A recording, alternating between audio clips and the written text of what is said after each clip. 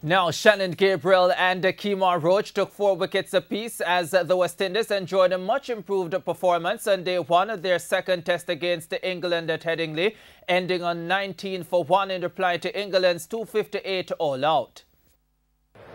The West Indies dominated day 1 of the second test at Headingley, but it could have been so much better. Oh, that's gone through. Went very quickly. The tourists exploded out of the blocks to reduce England to 3 for 37 inside 15 overs. He hasn't hit it, that's close, yes, gone.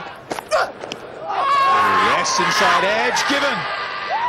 Shortly after lunch, it was 4 for 71. Oh, it's worked.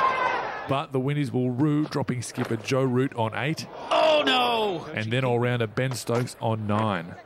Oh, that's gone through.